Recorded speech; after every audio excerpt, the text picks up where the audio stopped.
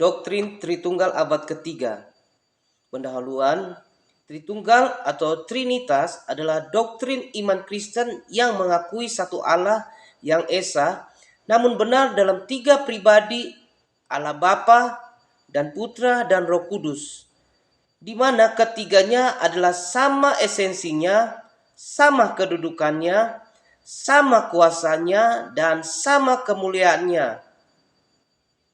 Alkitab baik dalam perjanjian lama maupun dalam perjanjian baru tidak secara eksplisit menuliskan istilah atau Allah Tritunggal, tetapi keberadaan Bapa, Putra dan Roh Kudus tersirat dalam banyak ayat Alkitab, baik secara terpisah maupun bersama-sama, sesuai rumusan dalam Amanat Agung Matius 28 ayat 19, pergilah, jadikan semua bangsa muridku dan baptislah mereka dalam nama Bapa, Putra, dan Roh Kudus.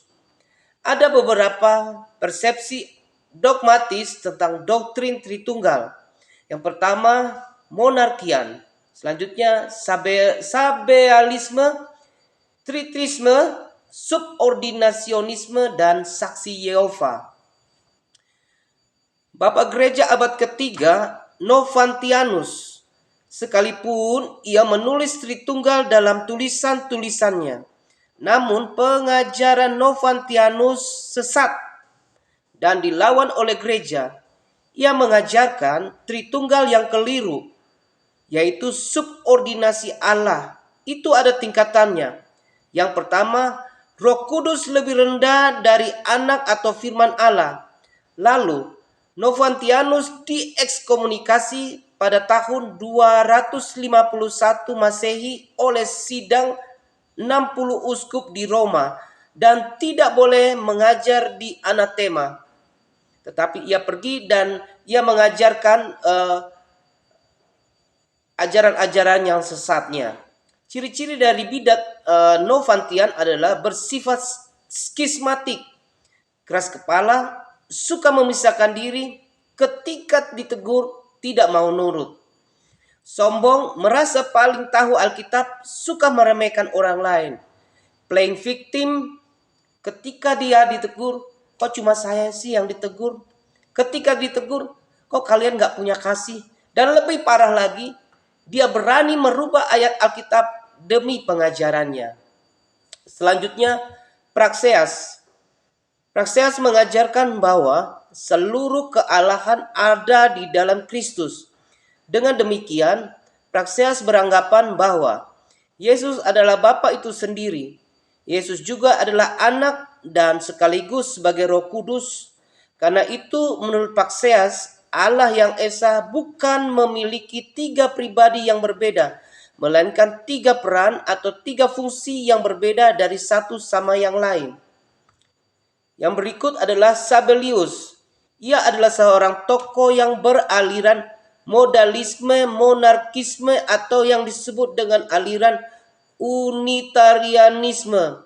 Paham ini mengajarkan bahwa Allah yang esa menyatakan diri dalam karya melalui tiga periode, yaitu dalam perjanjian lama Allah berkarya sebagai pencipta yang disebut sebagai Bapa. Dalam perjanjian baru, Sang Anak berkarya melalui inkarnasi dan penebusan, sedangkan Roh Kudus berkarya pada hari Pentakosta.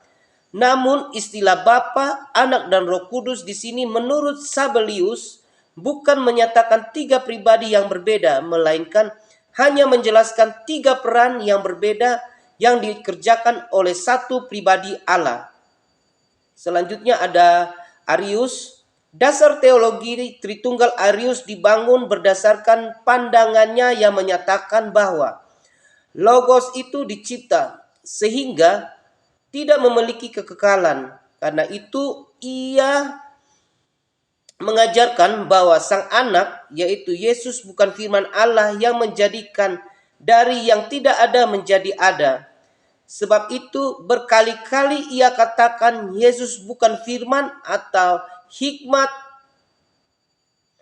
Tuhan, karena Sang Anak tidak ada sebelum ia berinkarnasi sebagai manusia. Sang anak yaitu Yesus jauh lebih rendah dan tidak setara dengan Bapa,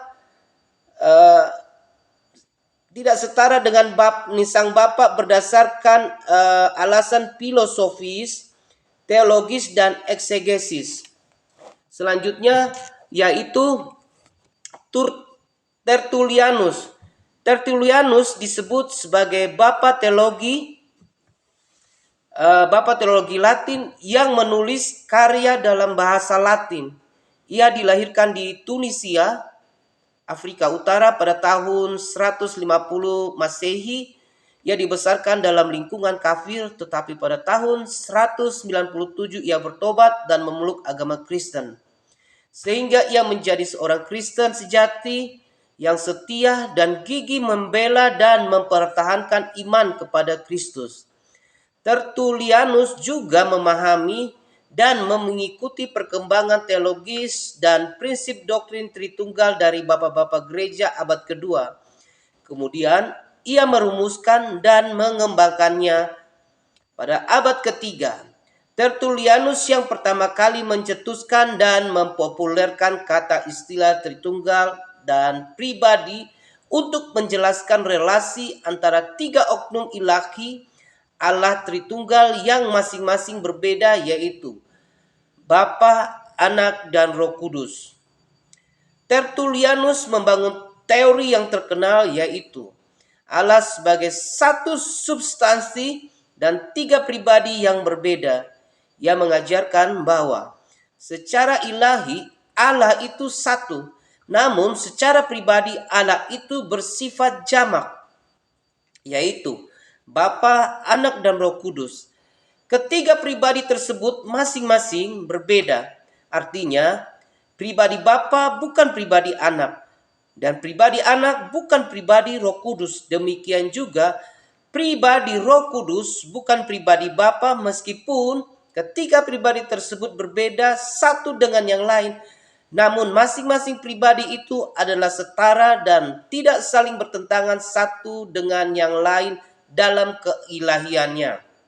Kesimpulannya adalah berdasarkan uraian teologis di atas dapat disimpulkan bahwa pada abad kedua para teolog dan apologet dan bapak-bapak gereja tidak semua mengajarkan tentang doktrin Tritunggal yang sehat sebagaimana yang diajarkan oleh Tuhan Yesus dan para rasul. Tokoh apologet abad kedua yang tidak sejalan dengan konsep dan doktrin Tritunggal yang alkitabiah adalah teolog penganut Platonis dan subordinasionisme.